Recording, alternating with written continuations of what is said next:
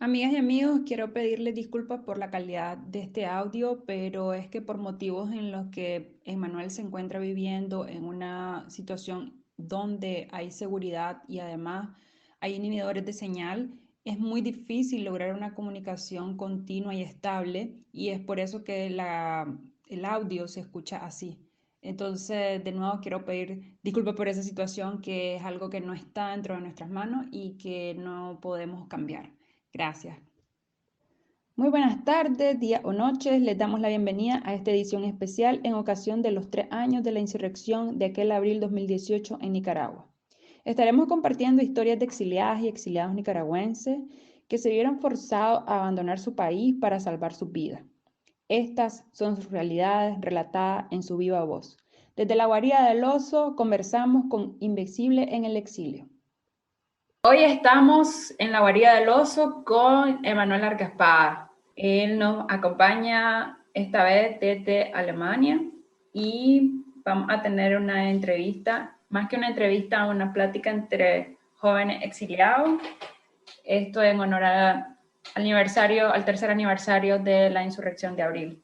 Contanos un poquito acerca de vos, Emanuel, para que las personas que nos están escuchando puedan tener una idea de quién sos vos y en esta ocasión, por qué nos estás acompañando. Soy Manuel Larga, un joven como los muchos que salieron a partir del 18 de abril, que la venda fue caída referente al gobierno que estaba actual en Nicaragua, que había tanta injusticia y tantas oleadas de violencia de parte de organismos que utilizó la represión para reprimir al pueblo, valga la redundancia, como la Policía Nacional en contra de nuestros ancianos al protestar por sus derechos. Me indigné y decidí sumarme a lo que eran las protestas pacíficas exigiendo nuestros derechos como tal. Estudiaba ingeniería industrial, lo cual estaba siempre en el sector estudiantil activo y bueno, nos pusimos en contacto todos los universitarios que podíamos. A mí se me facilitó comunicarme con otras universidades, puesto que era parte de un equipo de fútbol entre universitarios y como siempre mi música, etcétera. Mis ideales que he obtenido mediante leer mucho, eso te ayuda a tener otra visión, otra perspectiva de cómo es la realidad. Y pues nada, fecha del 19 de abril, iniciamos las protestas y poco a poco, sin darme cuenta, sin buscarlo, sin esperarlo, me vi tan sumergido en ello que me costó tortura, secuestro, 1 año de prisión. Pero al final todo ha valido la pena porque todo es parte del proceso evolutivo que tiene la verdadera revolución que se va a dar en Latinoamérica. Gracias por esas palabras. Wow, en tan poco, la verdad que dijiste mucho, dijiste muchísimo. Te quiero hacer una pregunta. ¿Qué significa ahora abril para vos? Abril significa para mí la luz del candil. El 19 de abril es una fecha que no voy a olvidar, que no me la esperé, pero que al final ha sido la chispa para encender la llama. Y hoy en día mi única motivación para ser una persona excelente en términos moralistas, sociales, políticos, es para poder representar esa fecha llamada 19 de abril, o como yo le llamo, el Día de la Verdad. Ese número, esa fecha, 19 de abril, es la que se encarga en mantenerme tras ella, en el objetivo que es libertar a Nicaragua, ser parte de este proceso de liberación de Nicaragua. Y a raíz de que Nicaragua sea libertada, estoy muy seguro que, como siempre, nuestro pueblo guerrillero va a ser punta de lanza para que Latinoamérica como tal sea de una vez toda relajada de ese yugo tan pesado que tienen en su gobierno. Ok, Emanuel. Como mencionaba anteriormente, ¿cómo y por qué te involucraste en la insurrección del 18? Y vos decías pues que estabas siempre bien activo en los diferentes ámbitos estudiantiles, ya sea en lo deportivo, no sé si practicas algún tipo de... sos cantante también, entonces en lo artístico, y, y eso te permitió de alguna manera tener más facilidades para involucrarte. Sí, pues nada, inicié el 19 de abril en las protestas en Buca, y luego ya, como todos los nicaragüenses sabemos cómo se fue desarrollando la situación, pues me llevó a que no podía regresar a mi casa, ya estaba fichado, ya habían muertos, tenía que hacer valer el precio de esa sangre derramada de todos mis hermanos nicaragüenses asesinados por la dictadura. Por lo tanto, me atrincheré en Upoli, luego en UNAM y estuvimos en lateral, UNAM Poli, nos comunicábamos con Agraria y siempre estábamos en un solo sentido hasta que lastimosamente caímos en el juego de la dictadura, de desconfiar todos contra todos, algo normal, la histeria colectiva, y pues nada, al final siempre nos mantuvimos firmes por el pueblo, por pensar en esos niños que vienen creciendo, por pensar en las generaciones venideras, que no vuelvan a vivir lo mismo, porque es un círculo vicioso, el cual repite y se repite y no conoce su historia, está condenada a ti. Por lo tanto, siempre creo que los libros, un lápiz, un cuaderno, es la mejor arma contra cualquier dictadura, porque ellos solamente se alimentan de la ignorancia del pueblo. ¿Crees que hay similitudes de esta insurrección del 18 con algunas técnicas que se utilizaron en el 79, por ejemplo?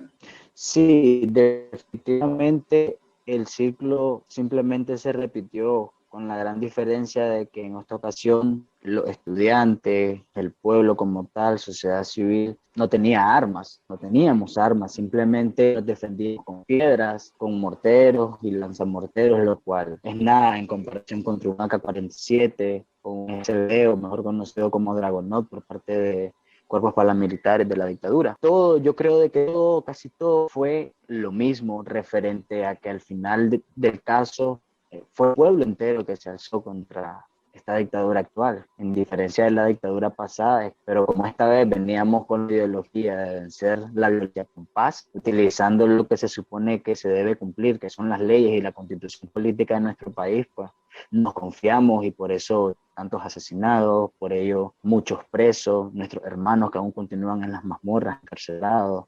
¿Cómo cambió tu vida el 2018?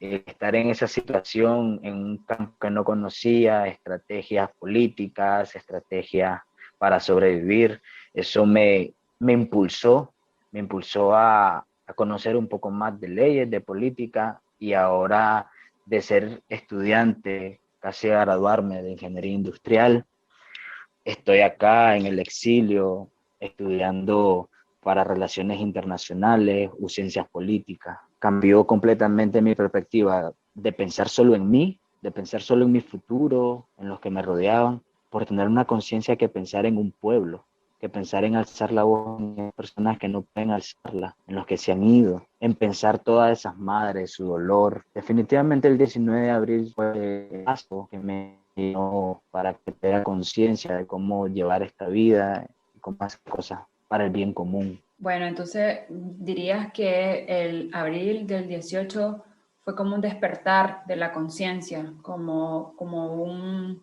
darnos cuenta no solamente de ver el yo, sino de poder ver más allá de las necesidades, de la angustia y de los dolores que también estaban siendo compartidos y el por qué salimos todos a las calles, pues.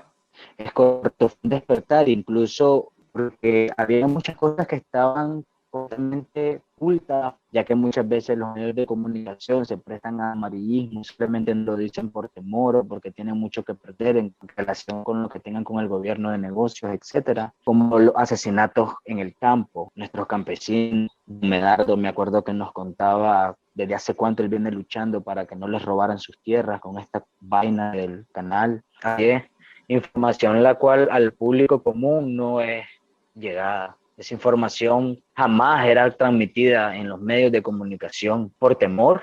Sí, porque al final, si nos ponemos a pensar, los medios de comunicación tienen poder en la vida de las personas. ¿Y por qué no utilizar ese poder de forma positiva? ¿Por qué no utilizar esto para que la gente pueda ver lo que en realidad está pasando en el país? Porque mucha gente no se daba ni siquiera cuenta de lo que los campesinos estaban pasando, de cuál era la verdadera crisis que se estaba viviendo. Y agradezco pues la disposición que tenés para platicar y para que las personas que nos están escuchando puedan saber también cómo es la vida de un exiliado nicaragüense al otro lado del mundo. Sí, no es fácil porque iniciando que el idioma que acá se habla es súper complicadísimo, siempre de alguna u otra manera sufre no de todos, pero sí de muchas personas, discriminación, racismo, etcétera. Y pues nada, seguimos siempre luchando en pro por la lucha de Nicaragua, pero también en pro de nuestro éxito, porque para poder ayudar a Nicaragua primero tenemos que habernos ayudado nosotros, tener lo necesario para poder representar. Hay algo muy complicado y muy interesante. Hoy en día nadie cree en nadie para candidato, pero yo me pongo a pensar, fácil criticar, pero vamos, vos tenés lo necesario para estar en ese cargo. Entonces, antes de hablar y antes de criticar, pero tenés que ser si vos tenés lo que pedís. Y pues nada, estamos siempre haciendo activismo, cibernético, activismo físico. Agradezco porque ahora que me estás contando esto, de que estás en un lugar donde hay mucha vigilancia, donde la comunicación no es muy buena por los inhibidores de señal y todo esto, le da otra perspectiva a las y los nicaragüenses en otros países y en Nicaragua, obviamente, de cómo es la realidad. Por eso, desde la Guarida del Oso, decidimos hacer este especial que se llama Invisible en el Exilio, porque sentimos que se habla del exilio, pero no se habla de las diferentes realidades. Entonces, agradecemos tu participación y te dejo una última, más que nada, comentario. Vos, como Manuel Arguespada, como sobreviviente, como chavalo joven, ¿cuál sería tu mensaje desde el exilio para las y los nicaragüenses, para las y los jóvenes que están y que siguen en Nicaragua?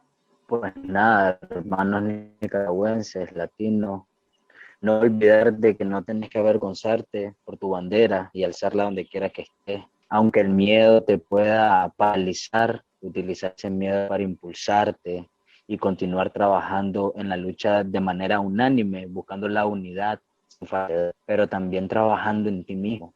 En vez de perder el tiempo con el celular, léete un libro. No es el gobernante, no es solo el presidente. El día que ese dictador lo bajemos a huevo, porque lo vamos a bajar, va a venir otro. Pero recuerda que el presidente naturalmente sale él. Tenemos que buscar la manera como ser un poquito más realista de lo que necesitamos, no de lo que queremos. Trabajar en pro siempre de la educación, porque ahí es donde inicia todo. Sin educación jamás vamos a salir de donde estamos. La educación te lleva a otro nivel. Y no es precisamente que esté diciendo que no puede haber personas de que no tengan una educación superior y puedan ejercer un cargo, no. Evolucionar siempre y cuando pongamos de nuestra parte. Y es la única manera de poner un buen gobernante, de elegir un buen gobernante.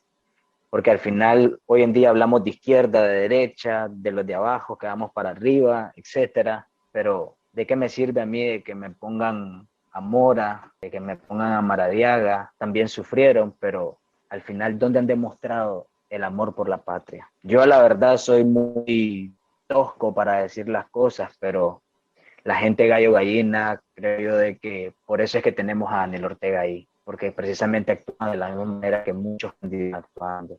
Hay que, si queremos un verdadero cambio y un relevo nacional, entonces generación que querés relevar, que tienes lo necesario para el futuro mejor que todo el mundo promete en Nicaragua y nadie cumple. Hace unos días estuve viendo una entrevista que le hicieron a Don Medardo y fue prácticamente un ataque a su preparación, a su educación. Y es muy, muy interesante de que Medardo, a pesar de que no ha pasado por una universidad, es un hombre que está súper más educado y más que educado, enamorado de Luchi y de su país. Y es algo que no cualquiera va a cambiar. El dinero no va a cambiar, todo tiene que ir de la mano. Muchas gracias, Emanuel, por esas palabras. Muchas gracias. La verdad que muchos de ustedes, muchachos, para mí son una inspiración. Lo que empezó en abril del 2018 no lo detiene nada y tarde o temprano vamos a ver el fruto de todo este sacrificio, de todas esas lágrimas, de toda esa sangre, de todo este miedo que todos hemos tenido, por el que hemos tenido que huir, vamos a decir, valió la pena. Sin romantizar la violencia, porque creo que también debemos dejar de lado llamar héroes o heroínas a personas que no debían morir. Fueron víctimas del régimen de Daniel Ortega y Rosario Murillo, y además de sus cómplices, quienes muchos están ostentando cargos políticos sin pena alguna. Sí, tenemos hermanos presos, sin alimento, maltratados, una Sí. situación completamente precaria, cuando el pueblo estaba encendido todavía. Si era duro en ese momento, no me quiero imaginar ahora, de que prácticamente nuestra gente está olvidada en las mazmorras. Y pues nada, uno ve la realidad, hay muchos grupos que hoy en día están enfocados para dar imágenes, impulsarse ellos, pero ¿y esos presos? Yo hasta la fecha solo conozco un solo grupo, me anima a continuar esta lucha porque me demuestran ese amor sincero a la justicia, a la democracia y a la no repetición de todas estas desgracias que pasaron, de que podemos seguir luchando.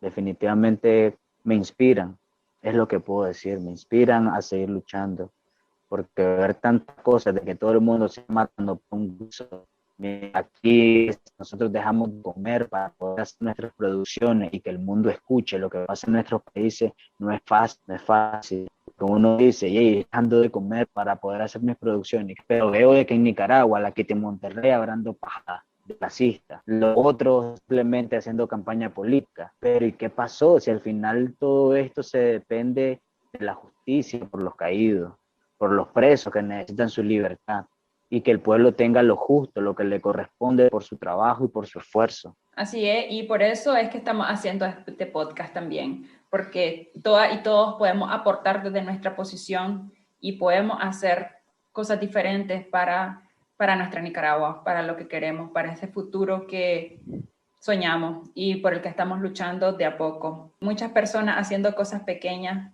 al mismo tiempo sé que pueden lograr muchas cosas grandes a largo plazo. Entonces, muchas gracias de nuevo por la entrevista. La verdad que me siento agradecida con vos por participar. Muchas gracias a todas y todos por acompañarnos en esta edición especial en la otra lucha, la lucha por mantener viva la memoria histórica. Es un placer poder seguir aportando desde nuestras posibilidades. Recuerden que pueden encontrar este y otros podcasts en @laguaridadeloso podcast en Instagram y Facebook y @laguaridapod en Twitter. Un abrazo fuerte, humanidad, les quiero un montón, besos y ¡viva Nicaragua libre!